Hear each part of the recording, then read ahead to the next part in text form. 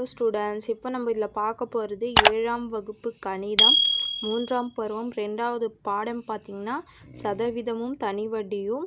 எடுத்துக்காட்டு 2.4. அப்போது இந்த பின்னத்தை சதவீதமாக மாற்றணும். அப்போ பாருங்கள், பின்னம் 23/30 சதவீதமாக மாற்றுது.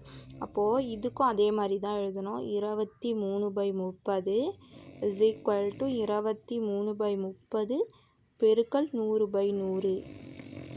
இது 100/100னா 100%. அதனால 23/30 பெருக்கல் 100%. அப்போது இது பெருக்கல்ல இருக்கிறது மேலே பெருக்கிடுங்க. அப்போது 23 பெருக்கல் 100னா 2300. இது சதவீதம் அப்படியே இருக்கும் பை 30. அப்போது இது பாருங்கள், நீங்கள் வகுத்திங்கன்னா 2300 வகுத்தல் 30. அப்போது பாருங்கள், 23ல் 730 230 பார்த்திங்கன்னா 730 210ன்னு வரும். அப்போ இது கழிச்சிங்கன்னா 0 3ல் 1 போச்சுன்னா 2. இந்த 0 அப்படியே இருக்குது. அது பாருங்கள், 200ல் 6 முறை வரும். 6 30 180ன்னு வரும். அப்போது 20 மீதி. அப்போ இதுக்கு பின்னமாக எழுதணுன்னா எப்படி எழுதணும்னா 76 20. இது மீதி வர்றது இங்கே எழுதிக்கணும். இது என்ன வகுக்கிறோமோ அந்த எண் கீழே எழுதணும். இது சதவீதம் அப்படியே இருக்கும். அப்போது இது பாருங்கள், இந்த 0 கேன்சல் ஆகிடும். இல்லைன்னா 10ஆம் வாய்ப்பாடில் வகுப்படும்.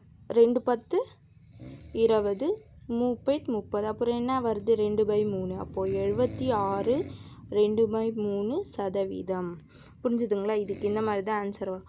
இது வகுத்தல் ஏன் இந்த மாதிரி போடுறோன்னா, பின்ன வடிவத்தில் இதோட சதவீதம் காண்கன்னு கேட்டுக்கிறாங்க. அதனால இது 6th நீங்கள் படிச்சிருந்தீங்கன்னா 6th வந்திருக்கும். இது எப்படி எழுதணும்னு, கலப்பு பின்னத்தில் எப்படி எழுதலான்னு முழு எண் வரும். அதுக்கப்புறம் இங்கே மீதி என்ன வருதோ அது மேலே வரும். கீழே வகுக்கும் எண்ணுன்னு வரும். இதுக்கு ஒரு ஃபார்முலா இருக்குது.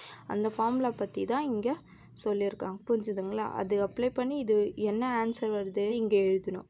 மீதி நம்பர் மேலே இருக்கணும், பை வகுக்கிற எண் கீழே வரணும். இந்த ஃபார்முலா வச்சு தான் நம்ம இது யூஸ் பண்ணி போட்டிருக்கோம். புரிஞ்சுதுங்களா?